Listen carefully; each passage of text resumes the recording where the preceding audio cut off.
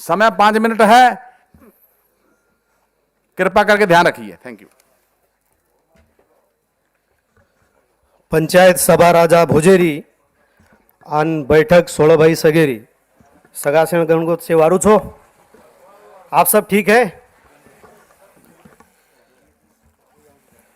मैंने ये बात इसलिए कही क्योंकि शेर जो होता है, शेर को अपनी भाषा में ही संवाद करना होता है। बकरा या फिर अन्य जितने भी वाइल्ड एनिमल्स हैं उनकी खुद की एक भाषा है, तो हमारी भी एक भाषा थी। अब वो लुप्त हो चुकी है, ये बात अलग है। लेकिन जैसे लास्ट सेशन में मैंने बताया था कि सागर में से मोती चुनने जैसा बंजारों को ढूंढना पड़ रहा है, और ये जो प्रोग्राम आज हो रहा है एक्चुअली ये वही प्रोग्राम है अपने आप को जानने का। और ये बोलते हैं ना कि अपने अतीत को नहीं जानोगे तो अपने आप को कैसे पहचानोगे। मैं अपनी बात को शुरू करने से पहले एक सिंबल दिखाने जा रहा हूँ। ये सिंबल इन कहीं कैसा अपने समूह क्या बोलते हैं इसको? अपने बेलैया साहब किधर है? साकिया कैसे? ओके, ये मेरा सेंट्रल पॉइंट रहेगा आज बात का। मैं शुरू करने जा रहा हूँ अपनी बात से। जैसे आज ये पार्टी का प्रयास है बंजारों को जोड़ने का, ऐसे हर बार इस देश में करीब 1000-1500 साल से ये प्रयास हो रहा है कि हमारे बंजारा समाज को जोड़ने का। जैसे आज पार्टी कोशिश कर रही है, अन्य पार्टी भी यही कोशिश कर रही है, लेकिन कोई पार्टी सफल नहीं हो पा रही है।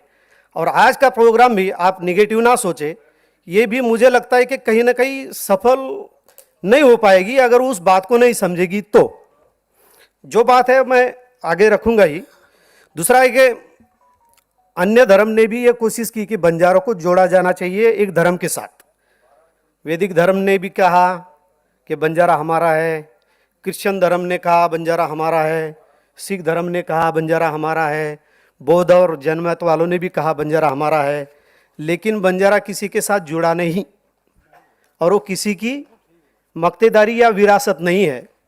इसीलिए भारत के बारे में जब पहचान की बात आती है तो भारत को बोला जाता है कि भारत विविधता में एकता प्रस्थापित करने वाला देश है। इसलिए भारत की आइडेंटिटी है यूनिटी इनटू डाइवर्सिटी। तो बंजारा समाज की भी यही पहचान है, यूनिटी इनटू डाइवर्सिटी। आज मैंने सुना बहुत सारे महानुभावों ने ये कहा हम एक है, हमारा खान पान एक है, हम सब का नाम एक होना चाहिए, हम सब एक रास्ते से चलना चाहिए। यही बात हम लोगों को आगे नहीं लेके जाएगी, यही अपने आइडेंटिटी को ख़त्म करेगी। क्योंकि बंजारा कोई एक नहीं है। आता कोई ढाडी समाज है त्या में ले छो, कोई ढाडी समाज से है यहाँ पर? कोई ढाडी समाज से है क्या?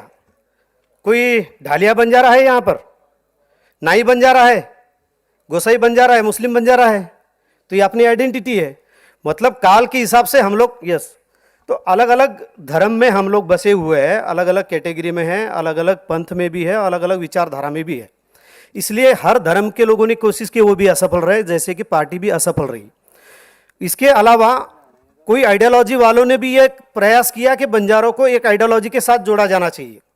जैसे बुद्ध मत वालों ने भी कोशिश की, सिख धर्म के सभी गुरुओं ने कोशिश की, हमारे अंबेडकर साहब ने भी कोशिश की, आरएसएस वालों भी कोशिश कर रहे हैं कि हमारी आइडियोलॉजी के साथ इसको जोड़ा जाना चाहिए। लेकिन ये जुड़ते नहीं है किसी आइडियोलॉजी के साथ। अब बात आती है ये जुड़ते किससे हैं? वो जुड़ते इससे है जो उनका इमोशंस समझते हैं और जो उनकी हिडन की बात है, जो उसको समझता है ना, उनके साथ ये जुड़ते हैं। हम कोई एक नहीं है। किसी ने पगड़ी बांध के रखा है, कोई मुस्लिम लिबास में है, मैं राजस्थानी थोड़ा सा लिबास में हूँ। यहाँ पर जितने भी लोग बैठे एक जैसे नहीं दिखते, और हम वैसे भी है, हम एक नहीं है। फिर भी एक साथ आने का जो तरीका है वो है इनकी मान्यताएं। और जब तक आप उसकी मान्यताओं को नहीं पहचानोगे, बंजारा तुम्हारे साथ कनेक्ट नहीं हो पाएगा। अब उनकी मान्यताएं क्या है, मैं 1, 2, 3, 4 बातों में कहूँगा, क्योंकि ये समय जो है 5 मिनट का है, और 5 मिनट में तो मेरी जो रेलवे है वो जल्दी से ये नहीं होती है, मुझे बहुत समय लगता है। तो 1, 2, 3, 4, 5 बातें मैं 2-4 मिनट में कहने की कोशिश करूँगा। बंजारों को अक्सर डिस्क्राइब करने की कोशिश हमने हिस्टोरिकल पर्सपेक्ट से और आने के व्यू से हम जब देखते हैं तो एक हाथी और उसकी तरफ देखने के जो चार अंधे लोग हैं उसको आप निगेटिव ना सोचे। इसी हिसाब से हम बंजारों को अब तक हर धर्म के लोगों ने, हर कैटेगरी के लोगों ने, हर फिलॉसफी के लोगों ने, हर पार्टी ने ये ही गलती की है, वो बार बार होती रही है, इसलिए बंजारों को पहचान नहीं पाई है।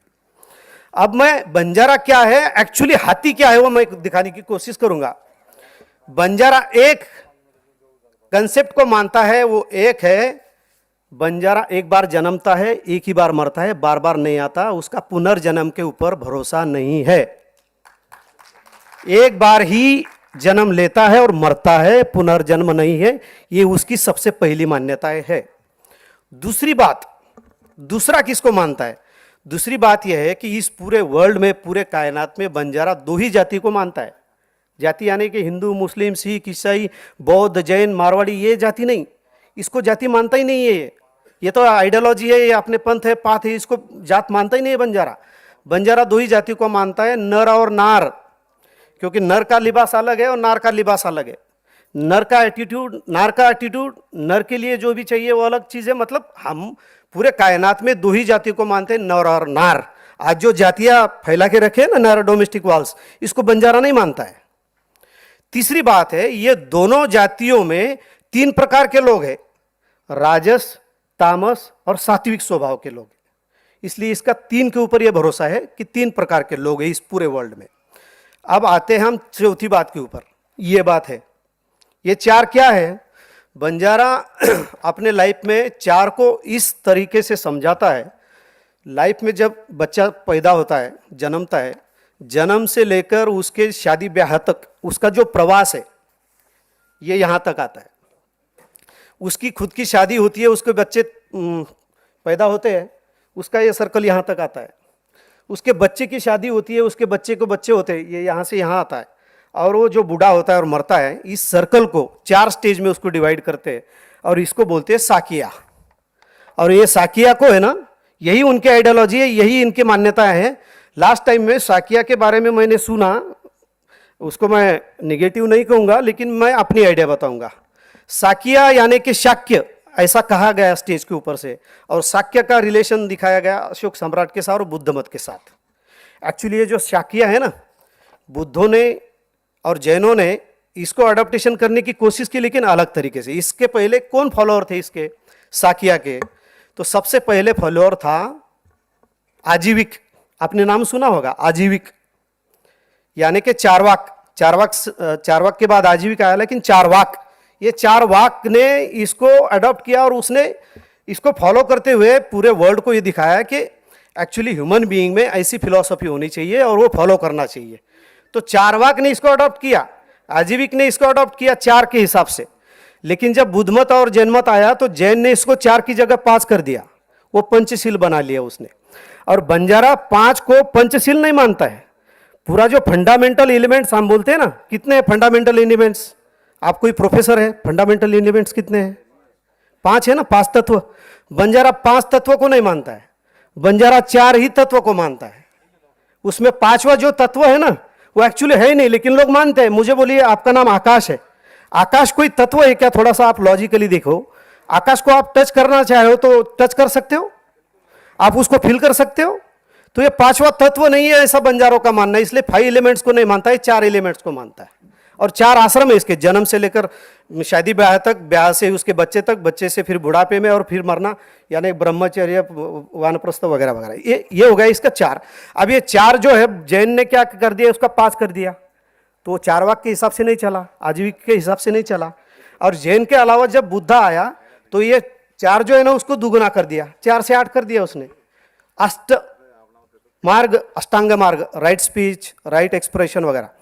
और फिर जब सम्राट अशोक जी आए, ये 8 से उसने 8 त्रिक 24, उसने 24 बना दिया। तो वो जो धम्म चक्र है ना, जो आप बोल रहे थे साकिया, तो वो 24 है। तो ये हमारे 24, उनके 8, ये 5 से कोई मेल नहीं खाता है। जब तक आजीविका और चारवाक थे तब तक ये ठीक था, लेकिन जब बौद्ध जैन मत वाले जब आए तब से इस बात को मतलब बिगाड़ दिया गया। और हमारा जो डिक्लाइन है तब से लेकर आज तक चालू है, कंटिन्यू चालू है। अब ये जो ढूंढने का प्रयास हम लोग कर रहे हैं ना, तो ढूंढने का प्रयास, आप किसी कैटेगरी में बंजारों को ढूंढोगे तो नहीं मिलेगा। आप किसी धर्म में भी बंजारों को ढूंढोगे तो भी बंजारा नहीं मिलेगा। आप किसी आइडियोलॉजी में जाके बंजारों को ढूंढोगे तो भी बंजारा नहीं मिलेगा। आप किसी पार्टी में जाके बोलेंगे कि नहीं पूरे बंजारा एक पार्टी में जाए, नहीं जाएंगे कोई। आपको बंजारा के साथ में जाना है और बंजारा को एक साथ में लेना है, तो इनकी जो मान्यताएं हैं, इनकी जो श्रद्धा है, इनकी जो फिलॉसफी है, उसको मानना पड़ेगा। अब आता हूं मैं पांचवी बात के ऊपर। ये पांच किसको मानता है? तो पांच उस बात को मानता है, चार भूतों को मानता है, पांच को उसने खुद ने क्रिएट किया और उसको इसने नाम दिया कि पंच पंचायत। अब से आगे चलना है, आगे दुनिया में जाना है, पूरे वर्ल्ड में एक्सप्लोर करना है, क्योंकि वर्ल्ड जो है बंजारा खुद अपने आंख से देखता है। जैसे कि बौद्ध मत और जैन मत वालों ने एक ही जगह पे बैठ के पूरे वर्ल्ड को एक्सप्लोर करने की, इमेजिन करने की कोशिश की। बुद्धा और जैन के बिल्कुल विपरीत, बिल्कुल कॉन्ट्रास्ट बंजारा का ओपिनियन है, क्योंकि बंजारा घूमता है और पूरे वर्ल्ड को एक्सप्लोर करता है। इसलिए उसने पांच तत्वों को नहीं माना, चार तत्वों को माना, और पांच के लिए उसने पंच पंचायत लाई। और पंच पंचायत क्या है? धाटी, वाणी, बानो, तांडव, पंच पंचायत। और ये पांच प्रिंसिपल बनाया और फिर पूरे वर्ल्ड में इसकी फिलॉसफी स्प्रेड की। और जैसे जैसे उन लोगों को समझने की कोशिश, जिन जिन लोगों ने समझा बंजारों को, वो बंजारा बना। और सबसे पहला बंजारा कोई बना है पूरे वर्ल्ड में, वो बना है ब्राह्मण समाज का व्यक्ति। आपको थोड़ा सा ताजुब लगेगा और आपको लगेगा कि ये बात क्या कर रहे हैं। एक्चुअली बंजारा सेकुलर कम्युनिटी है। बंजारा किसी धर्म को पराया नहीं मानती, किसी जाति को भी पराया नहीं मानती, लेकिन इसके अलावा बंजारा की ये कैरेक्टरिस्टिक्स है। बंजारा आप बन सकते हो किसी वर्ल्ड में, कोई जाति आप परिवर्तन नहीं कर सकते, धर्म परिवर्तन कर सकते हो। आप सिख बन सकते हो, जैन बन सकते, लेकिन आप जो है ब्राह्मण नहीं बन सकते, आप महार नहीं बन सकते, तुम मराठा नहीं बन सकते। लेकिन मराठा बंजारा बन सकता है, महार बंजारा बन सकता है। इसलिए सबसे पहले ब्राह्मण बंजारा बना। हम हमारे बंजारा समाज में उसको मान्यता देते हैं। दूसरा जो बंजारा आदमी कोई बना है दूसरे धर्म से, वो है मुस्लिम। इस्लाम समाज का व्यक्ति भी बंजारा बना।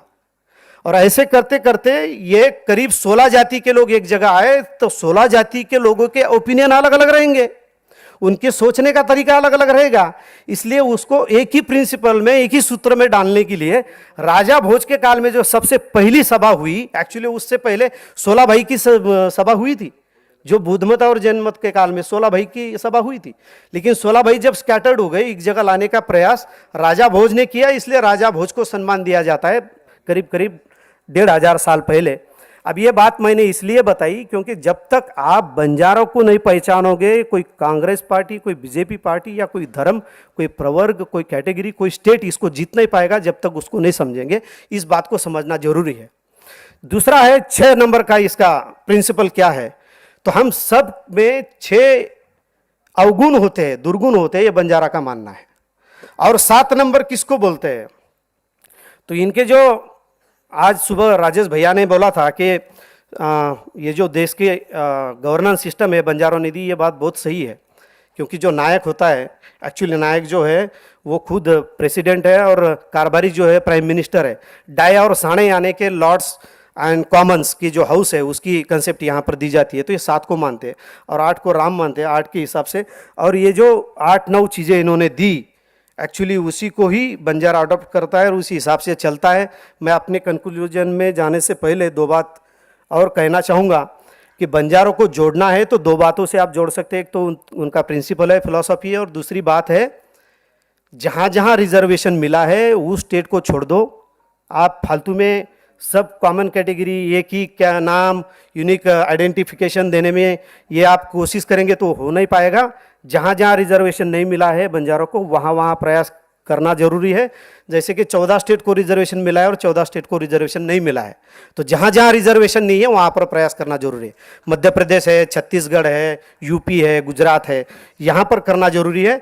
और साथ ही साथ हम सब धर्म के बंजारों को एक ही अपील करना जरूरी है कि आप धर्म के नाम से, पार्टी के नाम से, आइडिया के नाम से एक जगह नहीं आना है, आपको आना है बंजारा के नाम से। अगर ये ऐसी बात होती है तो करीब 15 करोड़ बंजारा और अलग अलग कैटेगरी में धर्म में रखा हुआ बंजारा, कुल मिला के अगर 20 करोड़ बंजारा एक जगह आता है तो दुनिया की कायनात चेंज करने की हिम्मत बंजारा में रखने की हम लोग उम्मीद कर सकते हैं।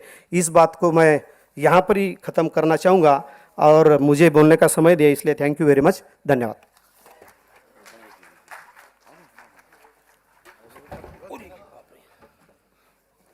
आपको तो बहुत बहुत धन्यवाद जी।